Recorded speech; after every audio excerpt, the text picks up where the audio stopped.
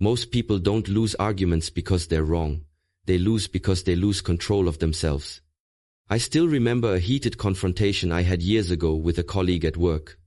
Voices were raised, accusations were flying, and my first instinct was to fight back, to prove I was right. But in that very moment, I realized something. If I matched their anger with my anger, I wouldn't just lose the argument. I would lose my peace, my professionalism, and maybe even my job. So, I took a deep breath, paused, and chose calm over chaos. That choice didn't just save me in that situation, it taught me one of the most valuable lessons of my life. True strength is not in overpowering someone else, but in mastering yourself. Number 1. Pause before you react. In every confrontation, the greatest battle is not with the other person, it is with yourself, with the urge to defend, to retaliate, to immediately prove your point and not let the other person's words cut into you without a counterstrike. And yet, the power of calm begins in that exact space where you pause before reacting, because in that pause you reclaim your control, you buy back time, and you step out of the emotional fire long enough to see with clarity instead of blindness. I learned this lesson not from books or theories, but from a painful real-life encounter that could have destroyed years of trust, when I was once confronted by a family member during a heated argument about money, and they hurled words that cut deep. Words meant to shame and belittle, words that under normal circumstances would have provoked me into shouting back, escalating into a storm that might have fractured our bond forever. But something in me whispered, pause.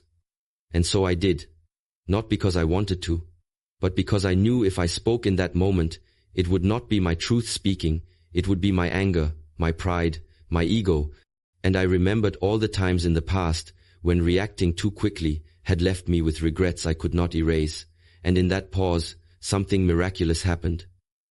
I began to hear not just the words being spoken, but the pain behind them. I saw the fear, the frustration, the disappointment that had nothing to do with me personally, and as I breathed deeply, I realized that my silence was not weakness, it was strength, because it gave me the space to choose my response instead of being a prisoner to my emotions.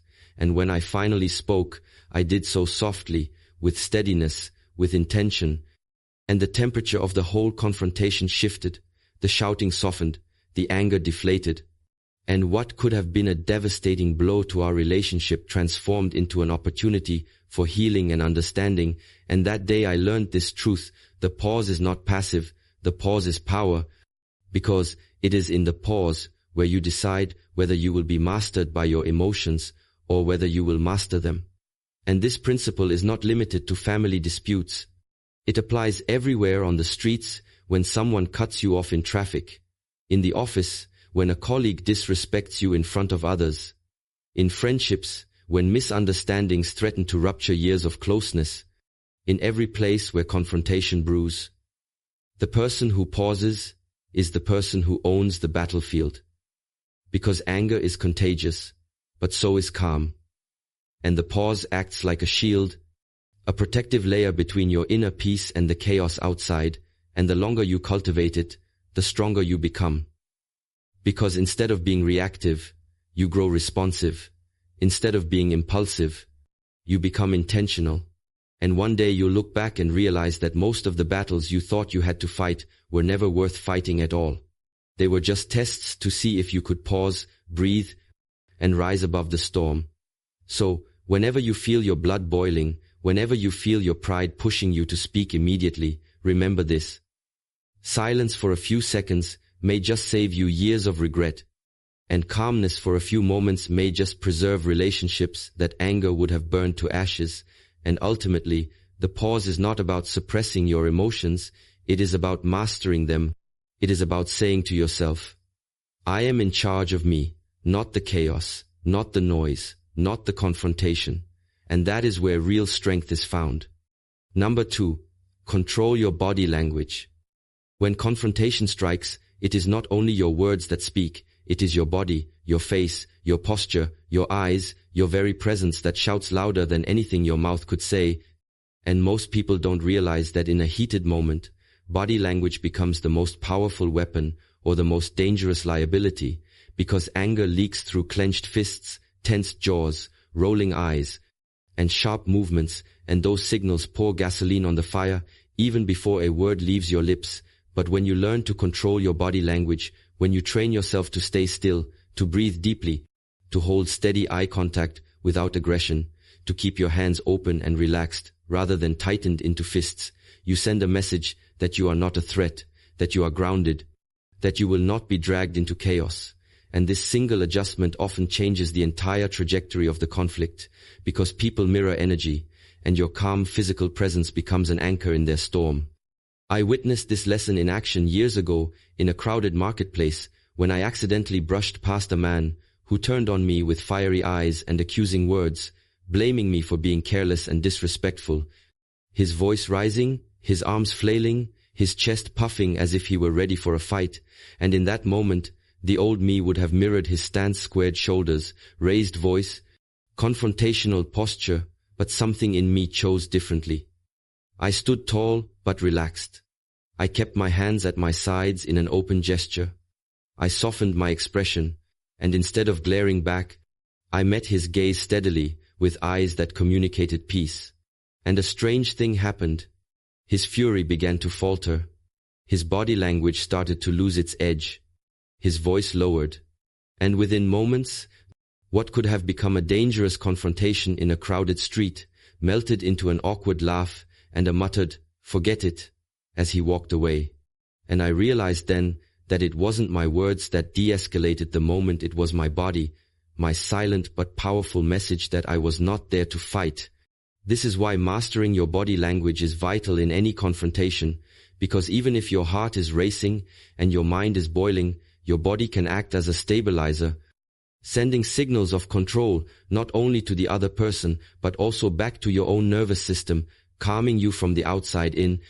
And this is something you can practice. Start by noticing how you carry yourself when you're angry. Do your shoulders tense? Do your hands ball up? Do you point fingers? Do you invade the other person's space? Because awareness is the first step to mastery. And once you become conscious, you can replace those aggressive patterns with deliberate calmness. Stand upright but not rigid. Keep your arms loose. Maintain steady but non-threatening eye contact.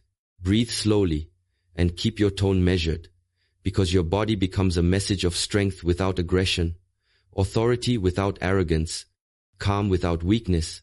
And the beauty of this skill is that it doesn't just protect you, it disarms the other, because confrontation thrives on resistance, but it starves when met with composure. And when you learn to let your body speak calmness, you don't just de-escalate conflicts, you build respect, because people remember the one who didn't flinch, the one who didn't lose composure, the one who stayed rooted like a mountain while the storm raged. And in a world where most are quick to react, the person who controls their body language becomes unforgettable, because they embody the rare kind of discipline that transforms tension into resolution. Number 3. Listen to understand, not to win. The most destructive mistake people make in confrontations is that they listen only to prepare their counterattack, not to truly hear. And in doing so, they turn every exchange into a competition rather than a conversation. Because when you listen to win, you're not listening at all, you're only waiting for your turn to strike. But when you listen to understand, everything changes. Because you stop fueling the fire and start uncovering the real roots of the other person's anger, fear, or frustration. And more often than not, you discover that beneath the harsh words lies a pain that simply wants to be acknowledged. I learned this painfully in my early career when a colleague accused me during a team meeting of not pulling my weight, throwing me under the bus in front of everyone. And my ego immediately wanted to fire back, to defend myself, to make him look small for daring to embarrass me. But something in me said, wait, listen. And so I held back my rebuttal and simply asked him to explain what he meant. And as he spoke, his words were sharp at first, but beneath them I began to hear something different. He wasn't angry at me. He was overwhelmed, buried under a workload he didn't know how to manage, and he felt abandoned, unsupported, and unseen. And his attack on me was really a cry for help that he didn't know how to voice respectfully.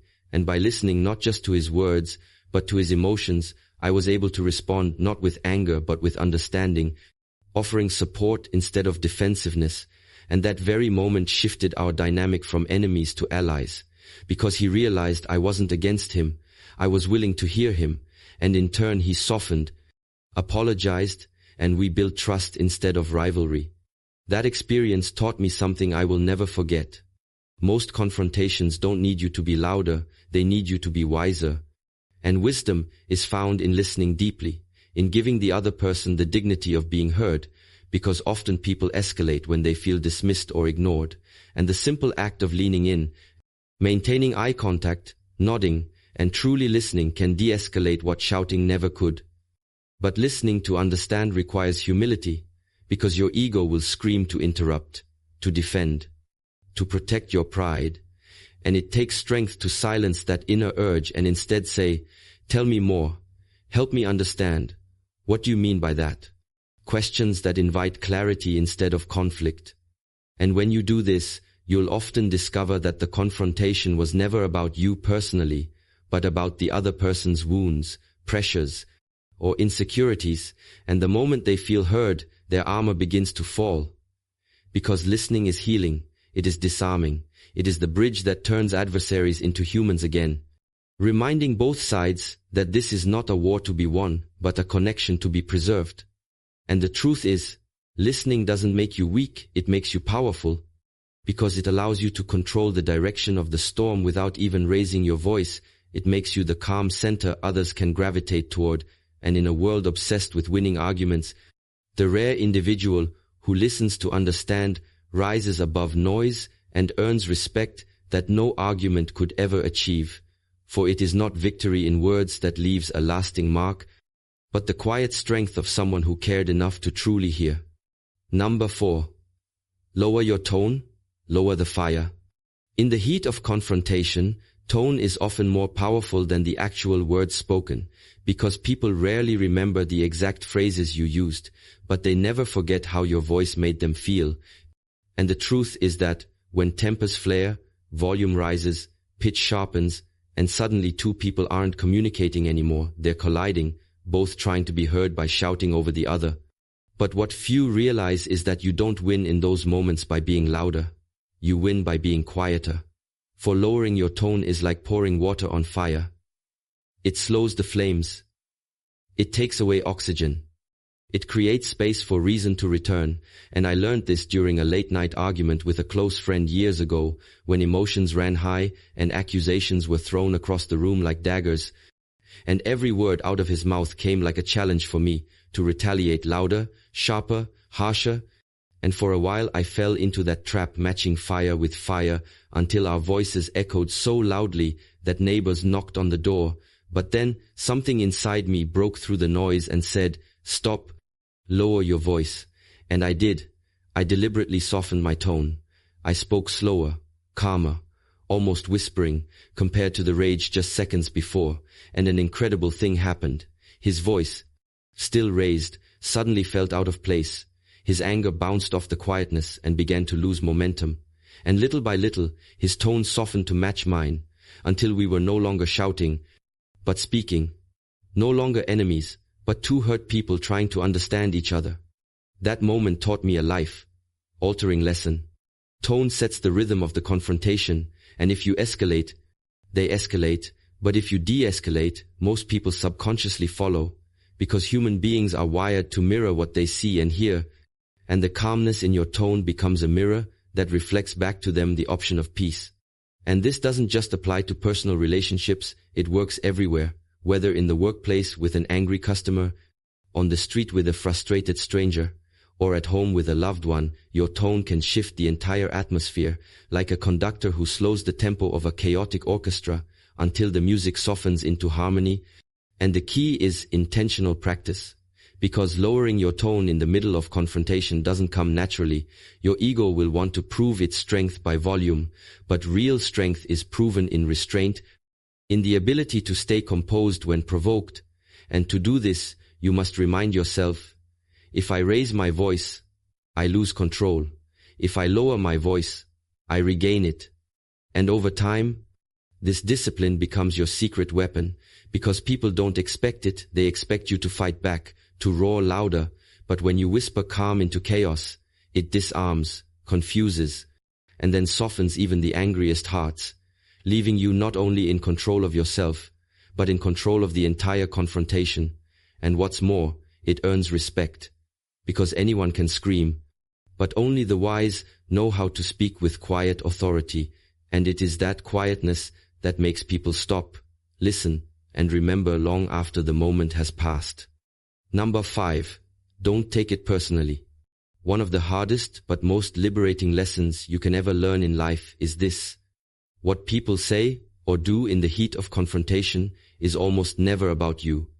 It is about them, their stress, their pain, their frustration, their unmet expectations, and yet most of us fall into the trap of taking every harsh word like a personal attack, letting it pierce us, define us, and dictate our reaction. And in doing so, we hand over our peace to someone else's storm. But the truth is, when you stop taking things personally, you reclaim your inner freedom, because you begin to see beyond the surface of the words and recognize the deeper reality that people project their inner battles outward.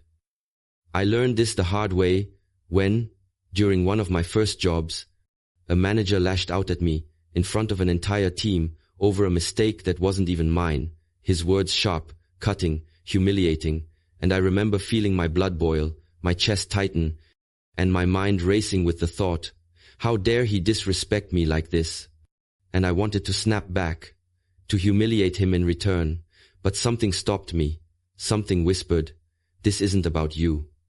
And as I looked closer, I saw a man drowning in pressure from his own bosses, exhausted from long nights, fearful of failure, and I realized that his outburst was not a reflection of my worth, but of his own struggle, and by not taking it personally, I saved myself from unnecessary pain and from reacting in ways that would have only worsened the situation.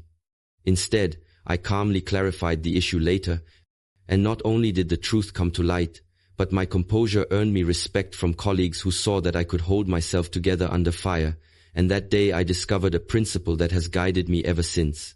People will say things in anger, in fear, in frustration that have nothing to do with who you are, and if you carry their words into your heart, you will bleed from wounds that were never meant for you. But if you let their words fall to the ground without taking root in your spirit, you stay free, you stay calm, you stay whole, and the confrontation passes without leaving scars. The real power lies in perspective, in asking yourself during conflict, is this truly about me? Or is this about what they are going through? Because 9 times out of 10, it is the latter. And once you know this, you can respond with empathy rather than ego, with steadiness rather than defensiveness, and with wisdom rather than wounded pride. And this doesn't mean you allow disrespect or tolerate abuse. It means you don't internalize someone else's storm as your identity. You protect your peace while addressing the situation firmly but calmly.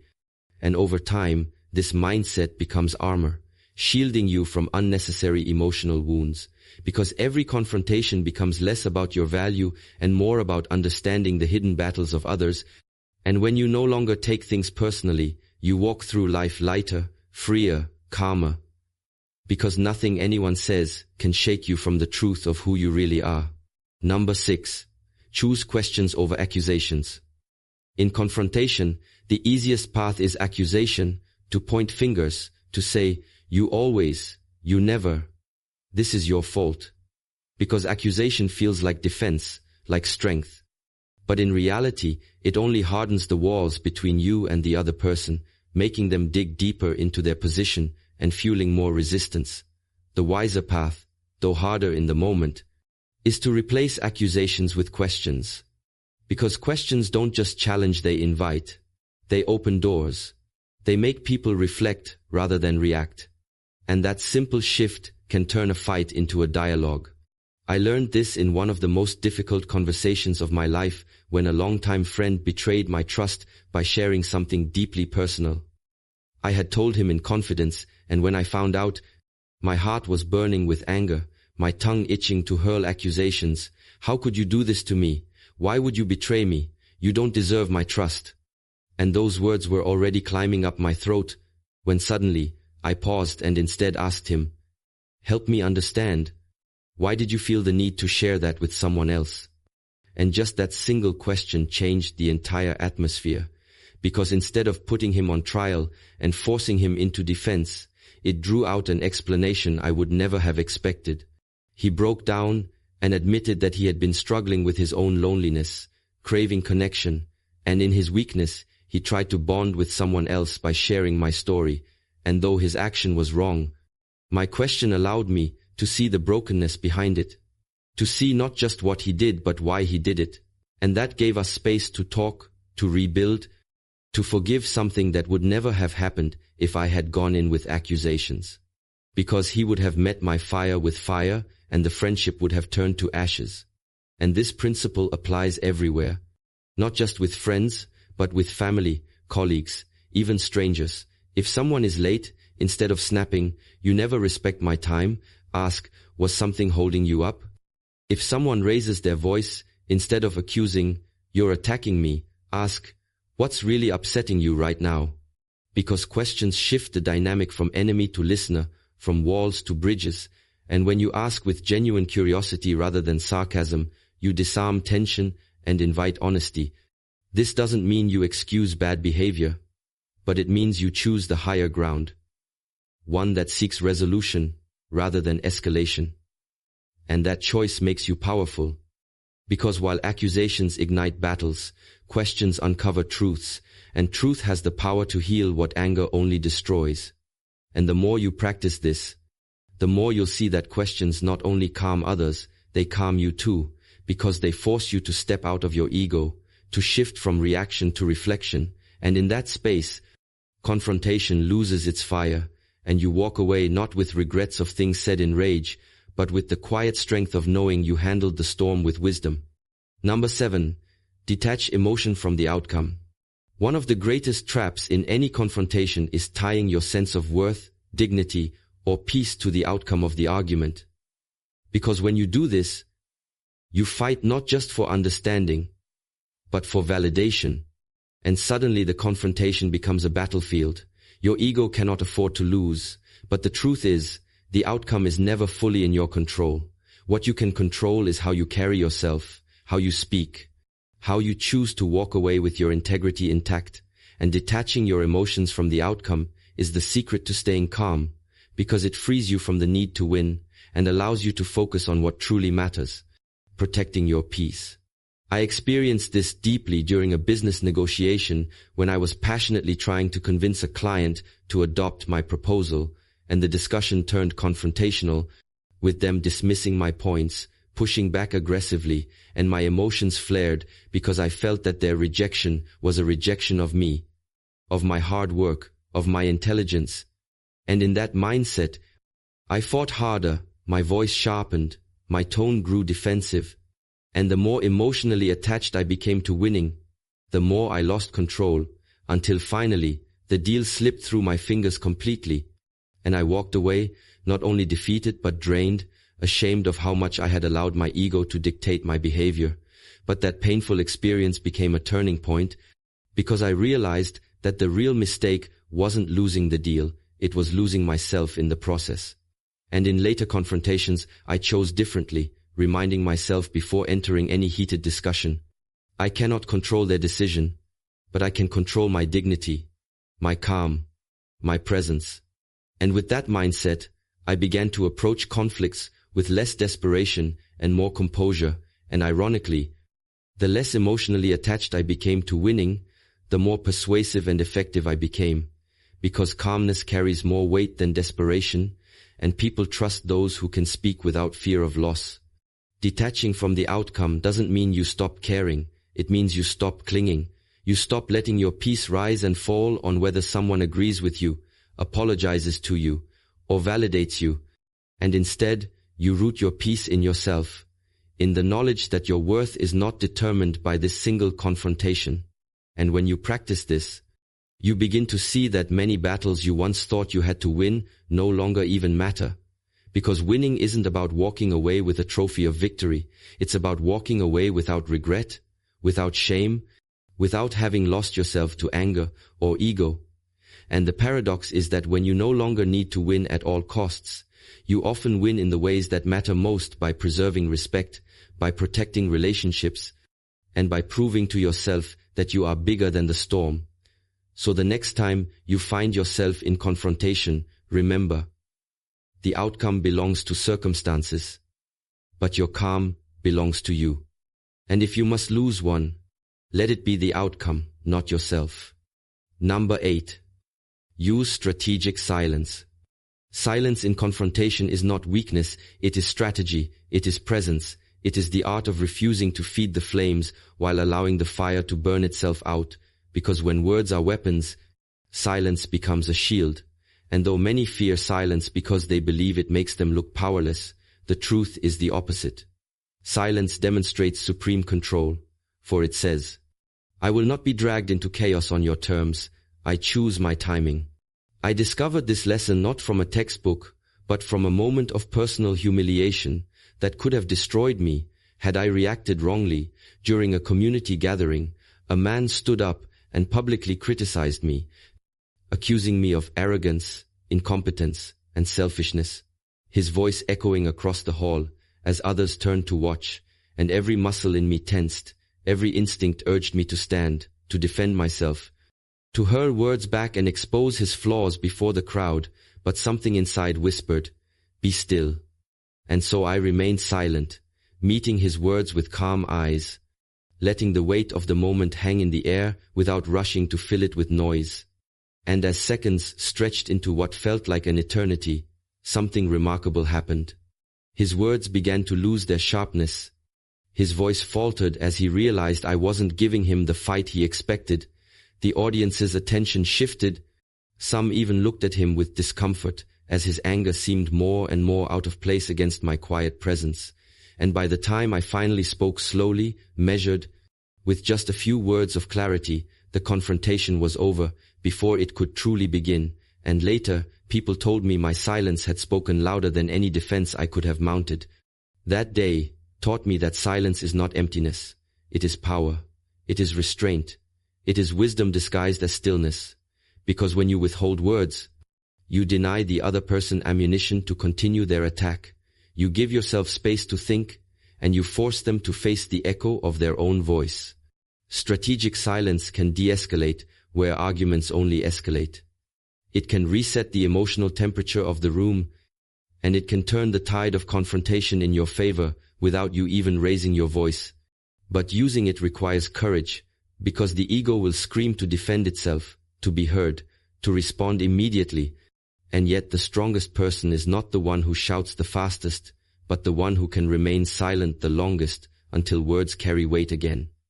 And this doesn't mean you never respond. It means you choose your response with timing, letting silence disarm, letting the moment breathe, and then speaking with precision rather than impulse. For silence sharpens words like a whetstone sharpens a blade. And when you do speak after silence, people listen, because you have taught them that your voice is not cheap, it is deliberate, it is intentional. So the next time someone throws anger at you, resist the urge to react instantly, pause, breathe, let silence stand in front of you like armor, and you'll find that often, silence resolves more than speech ever could, because silence is not the absence of power, it is its highest expression. Number 9. Ground yourself physically.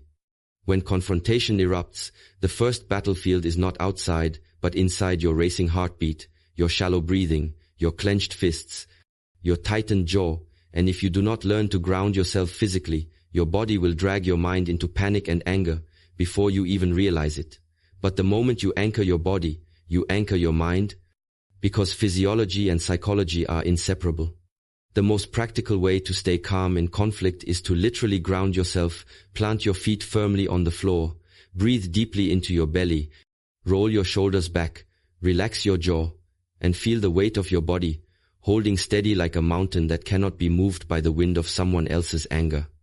I learned this powerfully during a confrontation with a superior at work who accused me of mishandling a project in front of the team, his voice sharp, his presence intimidating. And in that moment, my entire body betrayed me, my chest tightened, my palms sweated, My breath became rapid, and I could feel the heat of anger rising to my face, ready to explode into words I would regret, but something in me remembered the advice of a mentor who once said, "When you feel attacked, don't fight with